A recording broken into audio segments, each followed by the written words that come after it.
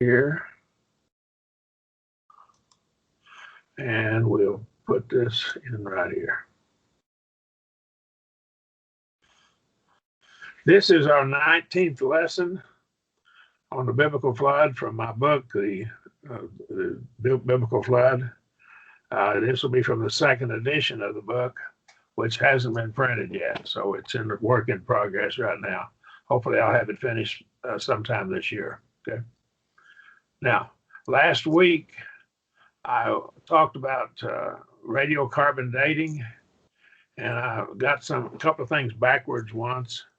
I had 8 protons and 6 neutrons, I think is what I had for carbon-14. I had it backwards. It's 6 protons and 8 neutrons for carbon-14. I think I said that one time, got it backwards. Other times I had it right. I guess I'm getting old, okay? Kind of get things backwards, okay? So this is lesson 19, chapter 7, the first part of that chapter. That's 19, chapter 7, part 1, okay? All right, we'll look at dinosaurs and the flood. Dinosaurs are one of the big hooks that they pull children into atheism with, and they get them with the dinosaurs, okay? And the question is, did dinosaurs exist? There are actually some people that say they didn't exist. If so, what was their nature? What were they like? What caused them to exist in the antediluvian environment, and what caused their demise in the post-diluvian environment? So that's our question. Does the Bible mention either implicitly or explicitly dinosaurs? And of course, well, these are good questions for us to answer. Questions so far. Let's look at Genesis 2:19. And out of the ground, Jehovah God formed every beast of the field, or the Lord God, and every bird of the heavens, and brought them unto the man to see what he would call them. Whatsoever the man called every living creature, that was the name thereof. And the man gave names to all cattle, and to the birds of the heavens, and to every beast of the field. But for man there was not found a help meet for him. This is a helper suitable for him. In other words, he got to see all of the animals, and there wasn't one that was a suitable mate for him. Wasn't suitable for him. So he named the animals. The names of the animals in the Hebrew language, and I strongly suspect, I think I have some evidence, it's not really strong, but some evidence that the language spoken by Adam may have been Hebrew. But the names of animals in the Hebrew language depict some aspect of the animal. For example, the word goat means hairy or rough, according to Gesenius, page Hebrew Chaldee Lexicon, page 792. And many of the dinosaurs, particularly those who lived in the water, had long extended necks and tails. This would explain the name given in Genesis 1:21. That would explain the name and what we see there. Let's go back here. So we have Genesis 2:19. He named the animals, but now we see the name in Genesis 1:21, and God created the great sea monsters. Now the King James Version translates it whales, but the Hebrew word doesn't depict necessarily a whale. And every living creature that moveth wherein is the waters swarmed after their kind, every winged creature after its kind, and God saw that it was good. I want you to see a couple of things about this verse. This verse tells me that he created them, and every living creature that moveth, wherewith the waters swarmed. So right here, he didn't just make 2 sharks. He made perhaps millions of sharks. He didn't make just 2 octopuses, but octopi, I guess you would call them. So he apparently made a batch of them. So what we see here is that the ocean was filled with these animals when he created them. That is, they were created full grown, and there were large numbers of them, not just one pair of them created to reproduce. So there was a large number of them. Now, this answers one of the arguments that's made by atheists on the dating of the earth. They argue, well, how did we get the various reefs that were built by some of the creatures that build reef building creatures? And the answer is he didn't just make two of them. He made a whole batch of them. In other words, the reef probably itself was made right there at one time, all at one time. So every winged bird after his kind, and God saw that it was good. Any questions? The word comes from the Hebrew root word, which means to extend or stretch out. And so this doesn't fit extend or stretched out. Perhaps could depict a whale, but the American Standard says sea monsters. And if we had some of the aquatic dinosaurs, it would fit them quite well. The reef builders, the corals, if God made millions of them and made the reefs already in place. And so what we see there, I think when he made forests, he didn't just make one tree. He made a whole forest of trees all at once. And so all of these animals and all of this material that goes into living organisms was made right there in place. And it was put in the trees and in the plants and in the animals that he made at that time. Any comments or questions? That gets around a number of problems, but I'm satisfied here that the text of it implies that with this text right here. The water wherewith the water swarmed after their kind. Okay. Comments or questions?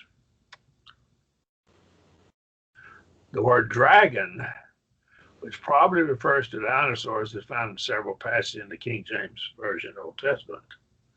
So we'll look at some of those passages. This word comes from a Hebrew root word which means to extend or stretch out. All right. Let's go back. Hebrews Strong's number H for Hebrew, 8577. Right here, to extend or stretch out, it's that same word. All right, that's your Strong's number.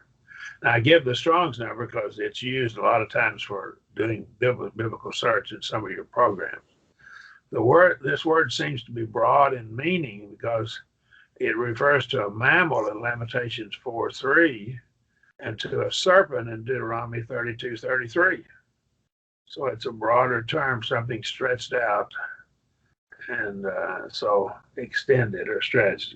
I could see a giraffe having his neck stretched out, other animals with their tails and other things. And so it describes something, depicts a characteristic of the animal or whatever they're describing.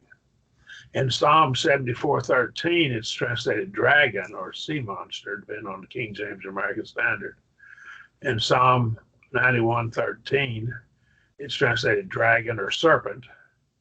In Psalm 148, verse 7, it's dragon or sea monster. In Isaiah 27:1, it's also dragon and sea monster, depending on which translation you have.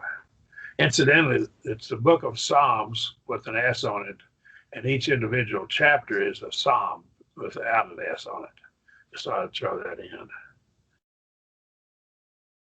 Psalm 74:13, thou didst divide the sea by thy strength.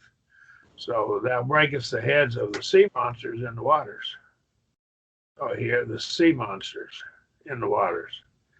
And again, that could be dragons, okay? Now, what's a dragon? Well, the dragon could easily be one of these dinosaurs, okay? Thou shalt tread upon the lion and adder, the young lion and the serpent shalt thou trample underfoot. See, this word now is translated serpent here in Psalm 91:13.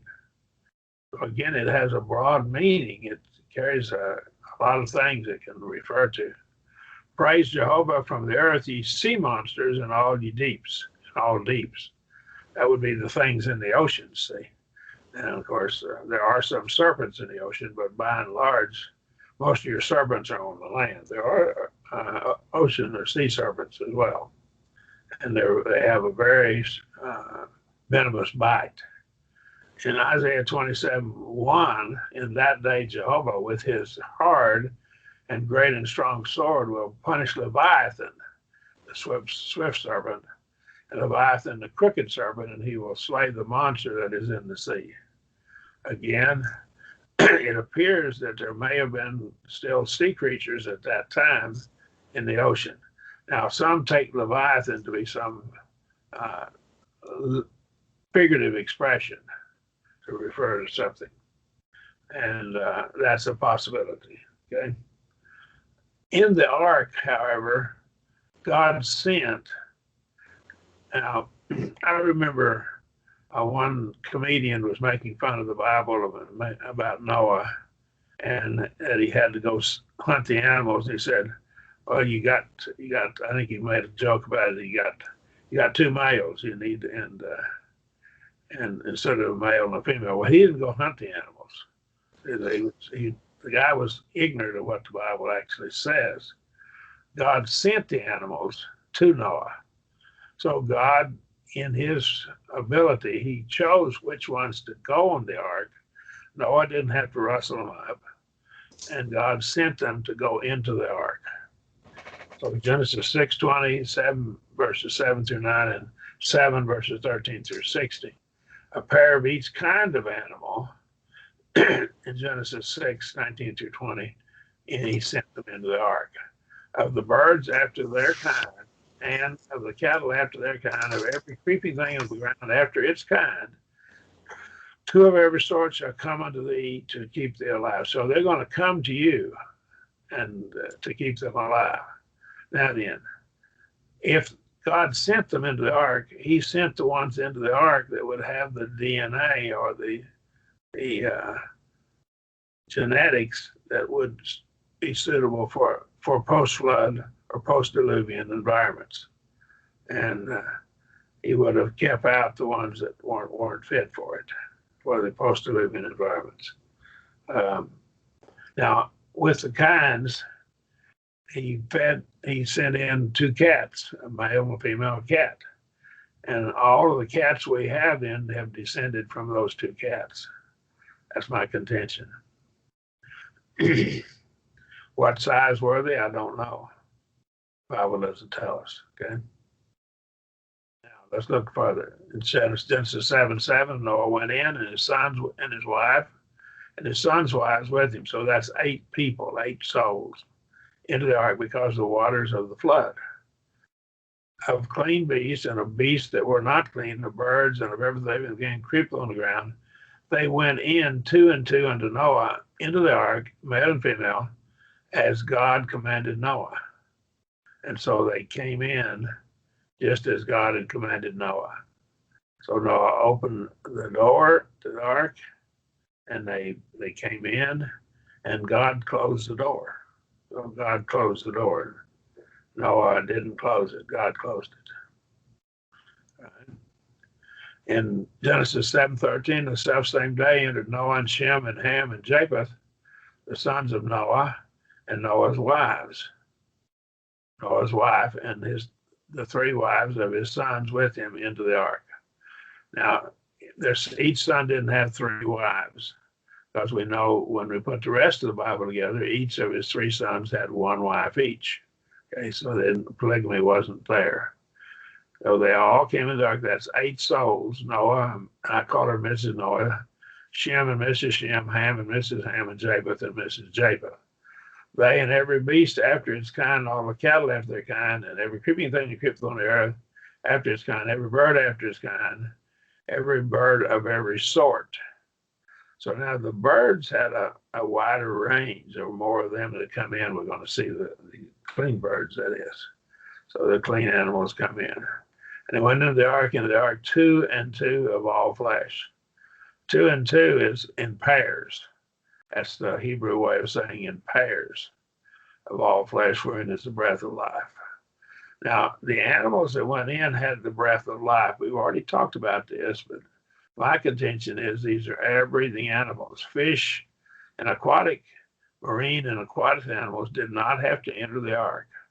That would include whales, dolphins, and other animals that even though they breathed air, because they did not have to enter the ark, and they went in, and they that went in male and female of all flesh. So God sent them. He sent a male and a female of all flesh, as God commanded him, and Jehovah shut him in. I will point out something, and we won't look at it further in this study. There's so many other arguments that can be made for the existence of God and against atheism, but the atheist has no way to explain. There's no rational reason why we ought to have what we see male and female. We have gender, two genders. Why we should have that?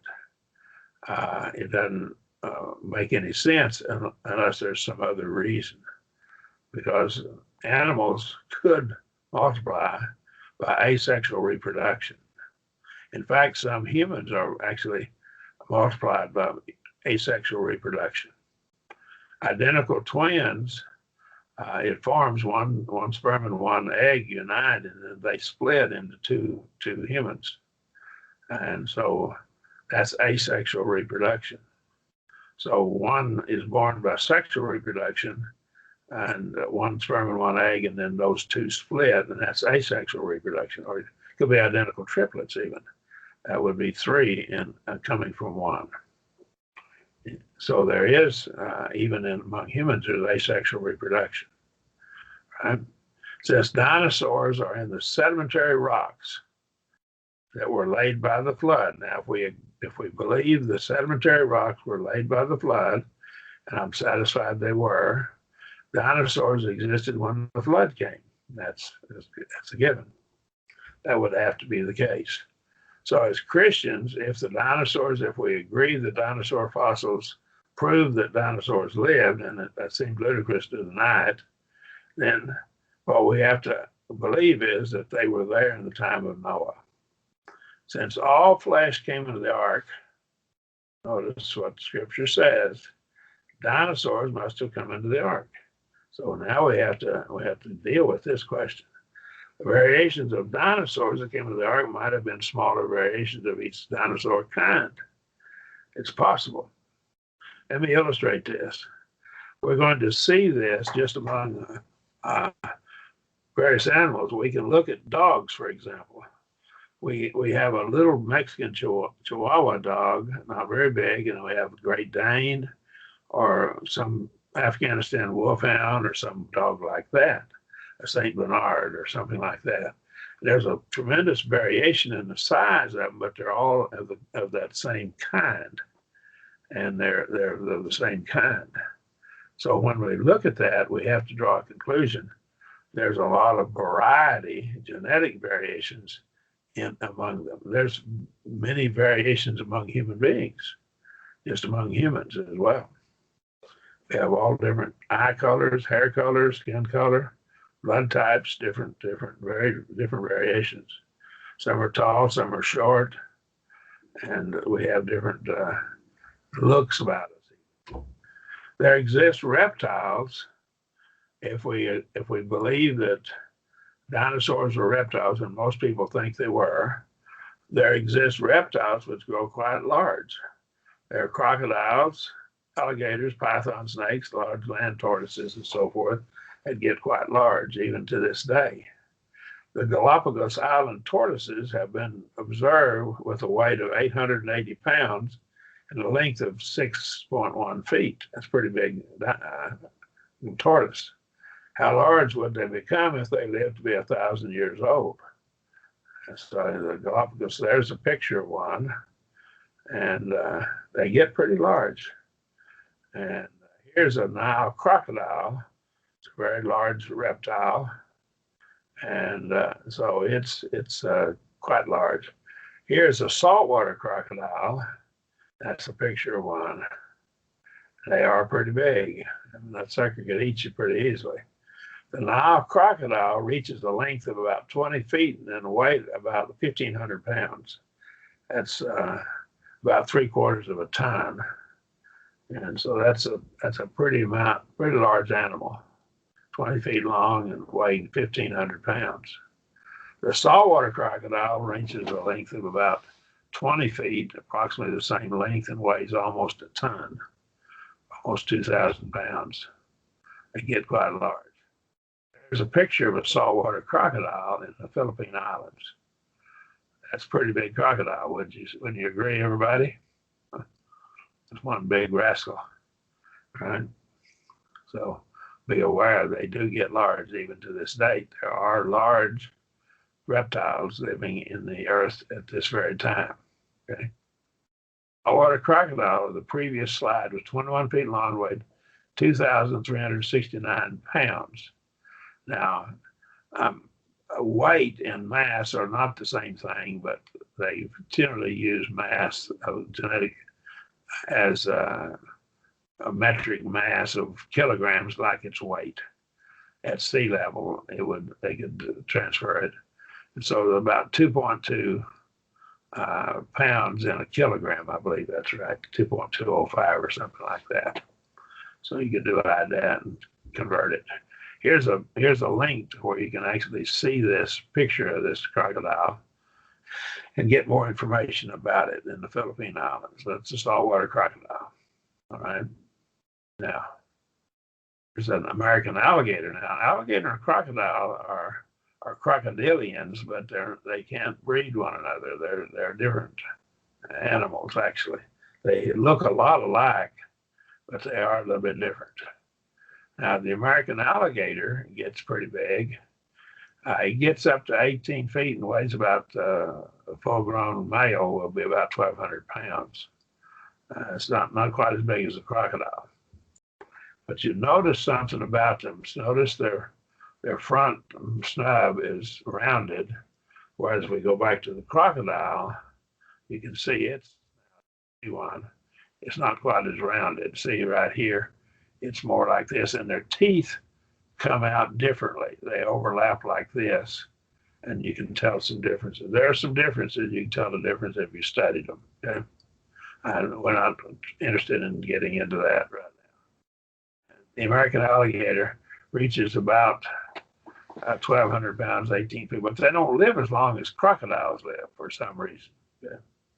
Now, the crocodile can't handle cold weather, but the American alligator can handle cold weather. The American alligator is only found in the United States. It's not found in other countries. So it's American alligator. The next slide will show you about the alligator. Now, there is a smaller alligator known as the Chinese alligator. It's confined to China, and they're almost extinct. About the only place you can find them now is zoos. There's a few out in the wild, maybe 100 or 200 in the wild, but the people have killed them. Here's the range of the American alligator. Now, for this class, I'm right here in Oklahoma City where the arrow points.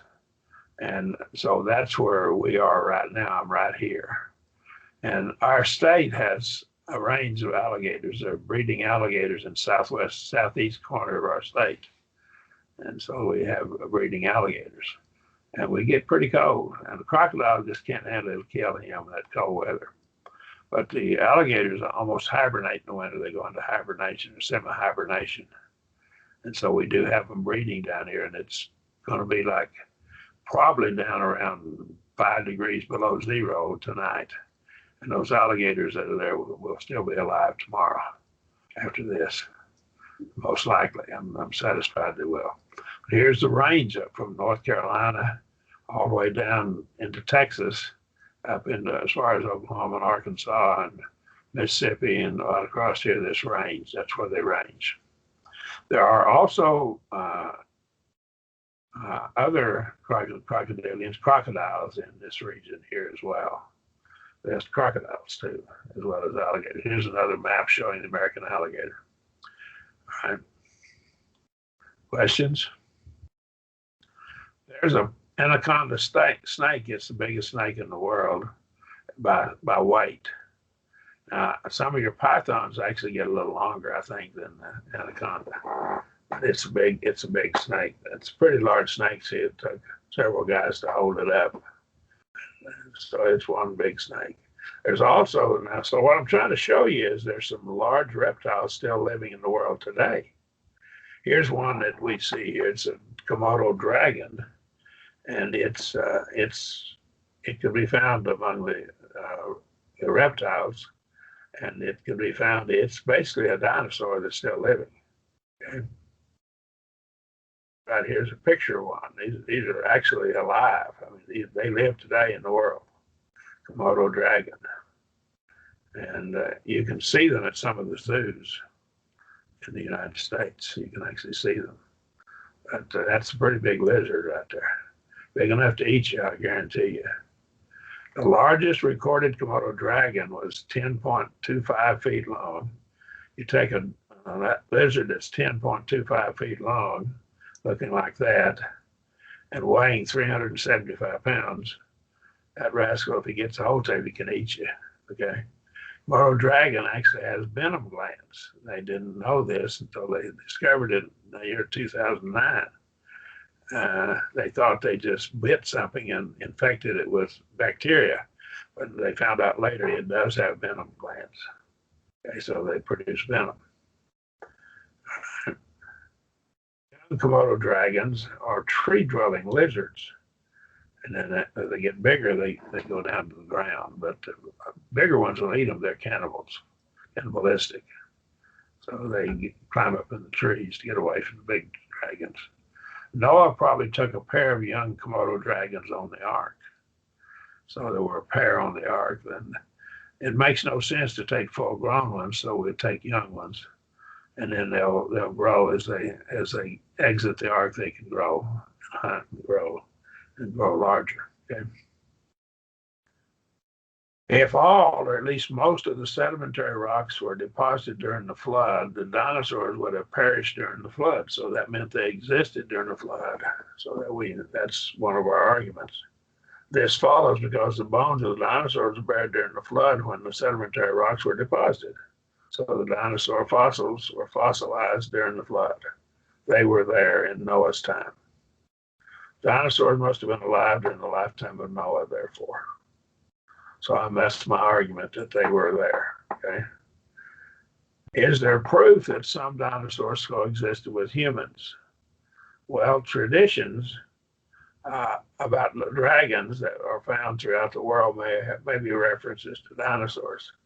There are drawings of both marine and terrestrial dragons. They're called dragons, but they're dinosaurs. They look like dinosaurs throughout all throughout the world. There's some in the United States. I've seen some. Okay. Here is a relief carving on a temple in, I believe it's in Cambodia. And this looks like one of our dinosaurs. See the fins on the top of his back? And so this looks like some of your dinosaurs. All right. So now look, this carving is found in the Ta Prohm Temple, and the modern name for the temple of Angkor, Cambodia. Okay, the Ta Prohm Temple was built in the late 1100s and early 1400s as a Buddhist monastery. So, atheists claimed that these people had seen a dinosaur fossil and reconstructed it. That's what they claim.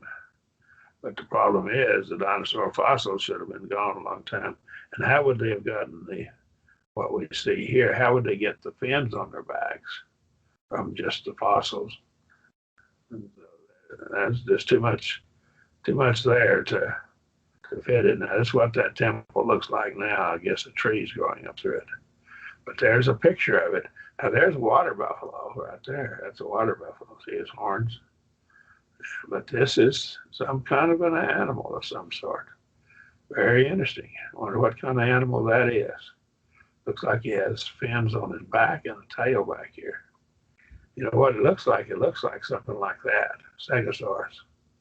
That's what it looks like to me. And so I think we have Stegosaurus is still alive at that time, and they've probably become extinct. Man may have killed them for food, may have killed them because he's afraid of them, whatever. And they just couldn't survive as well in the post-diluvian world. Okay. Here The atheists claim that it came from this, but of course he doesn't have much ribs on his back and doesn't fit it very well. That's a iguana. Here's another one. Notice here the second alternative. He does have some little ribs on his back up here. So that's what they claim this was. Some atheists claim that Ta Prohm Temple carving is a carving of a lizard. These two lizards we just saw. But there's no lizard that look like this carving either in Cambodia or elsewhere on the earth that we know of. Now, they haven't found any, at least, that look like that. The following slide shows that the one who carved this carving knew how to carve a lizard. How do they prove that? So right here is a lizard. Notice his head and his front feet. It looks almost like a salamander. There's his hind feet and his tail back here. So they knew how to carve a lizard. There's his left back foot and his right back foot. His right front foot and the left front foot. This being his head up here. So see, they carved a lizard. They knew what they looked like. So again, natural. Go back a little further now. Let's look at another question that arises. What mutates? What causes mutations? There's several things that can mutate us. Chemicals can mutate us. Radiation can definitely cause mutations, or it can damage a cell. The reason radiation kills cancer cells, malignant cells, is malignant cells are dividing faster than normal cells. And when the cell is in the process of splitting, then that's when it's vulnerable to radiation. So radiation is much more dangerous for young children whose cells are dividing than it is for an old fossil like me, because my cells aren't dividing as rapidly. But what it does, when a cell is in the process of dividing, that's when it can do damage to the DNA when it's actually splitting. I think it's called mitosis. I get a meiosis and mitosis mixed up. It's been it's been 50 years since I took, more than 50 years since I took my last biology class in college, botany class. Okay.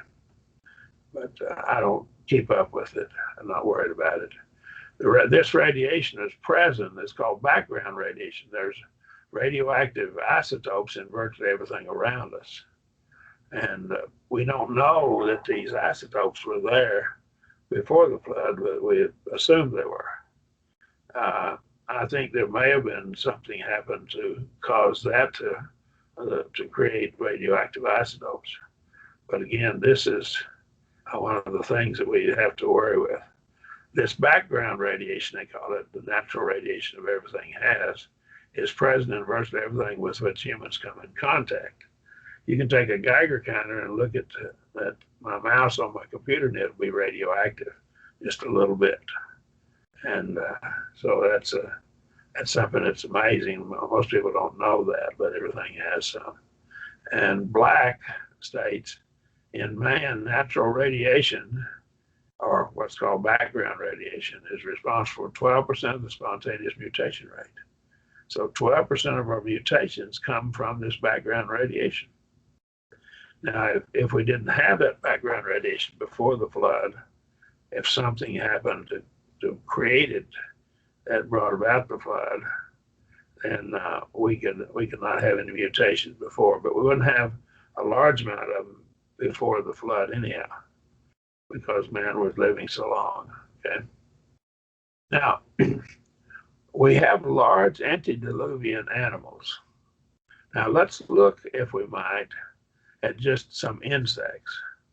Gigantism occurred in the Prodonta dragonflies with a wingspan of 71 centimeters. Now, 2.54 centimeters is an inch. So that would be 28 inches. And the Ephemeroptera mayflies, that's from 9 to 20 centimeters. And of course, if you divide that by 2.54, you get inches. So this is one big dragonfly, 28-inch wingspan. His wingspan from tip to tip on his wings was over 2 feet. He's as big as a crow almost. And this is a giant carboniferous dragonfly.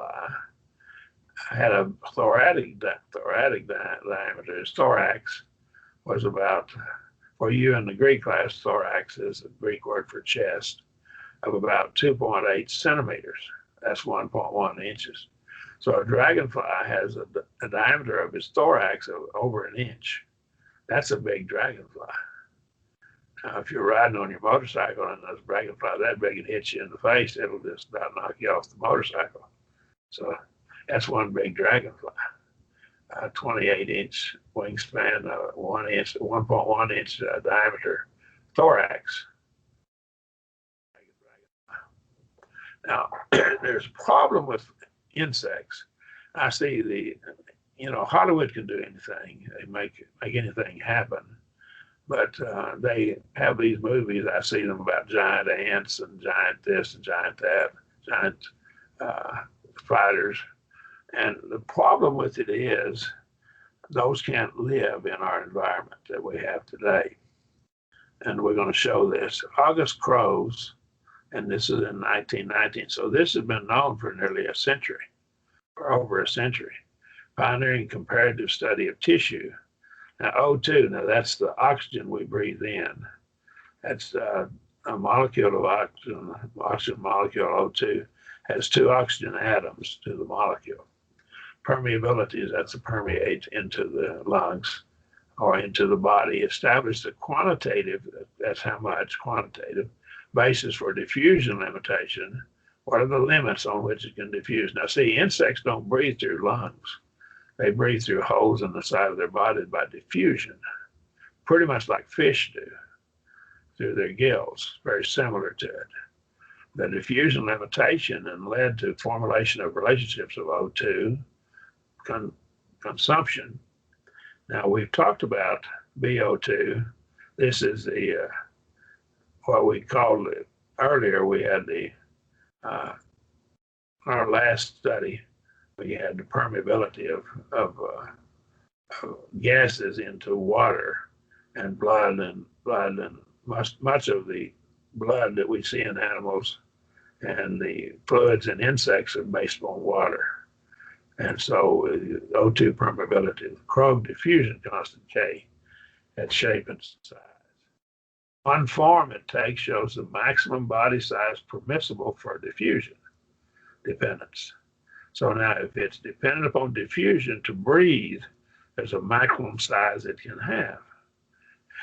The radius of it, and there's a formula 6kp PO2 over V sub O2, and that's your what we studied last week here. We did study this to the 1/2 radians the square root, where R is the maximum effective dimension of the organism can obtain. PO2 is the partial pressure. Now, remember, we studied partial pressure last week. So this is your partial pressure for the oxygen for O2. And this is some of your constants. K is a constant for defined. And 6, K is 6 if it's a round body, it's a sphere. Now, the reason they'll use a sphere is because the math is easier to work it. If you get an odd shaped body, you got to get some real hairy calculus to solve it, to actually solve it. But so they use a sphere, make it a sphere, just a ball, to make the math simple. So anyhow, this is their formula for it, for the radius, okay, the body size. Well, how big can it get? And if it's a sphere, they tell how big it can get for us. This formula was used by Graham et al. And I have a reference to Graham in this chapter to argue for the oxygen level of 35% and increased barometric pressure for these dragonflies and other insects in the fossil record to have lived, because they know that they couldn't get that big in our present environment because they couldn't breathe. Graham and et al. Linked this increased barometric pressure and oxygen level with the large size certain animals found in the fossil record. Of course, these we believe were antediluvian animals. That would be insects as well as other animals.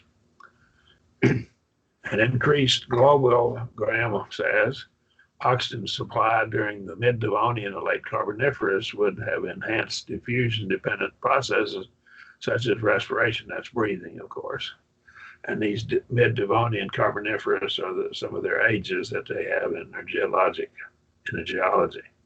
Accordingly, certain organisms could obtain larger body size. So many of your organisms, such as fish that breathe through their skin and also through their fins and their gills, they could have bigger sizes, and they could diffuse deeper into their body. And increased aquatic oxygen concentration and greater oxygen penetration into benthic. Benthic is an animal that goes into the sediment on the bottom of a lake or a sea or an ocean substrates, would permit greater biomass densities in most habitats. In other words, there could be more biomass density. There'd be more animals and plants living in that ocean or in that water, that aquatic or marine environment. It'd be more dense, more of them there, in simple terms.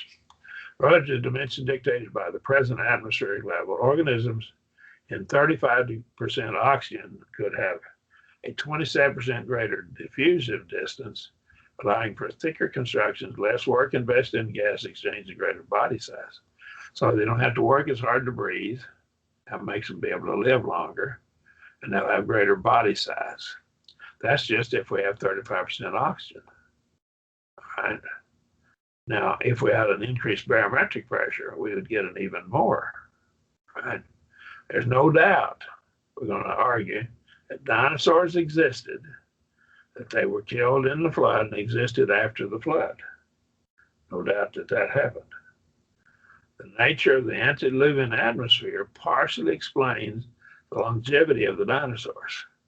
So I'm claiming that the barometric pressure was about 2 to 3 times what it is now, and that the oxygen level was close to 35%, and right now it's around 21%.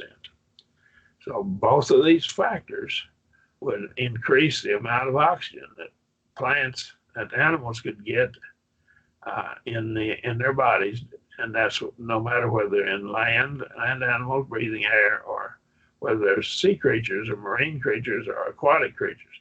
Now, aquatic is freshwater and marine is saltwater. That's the difference.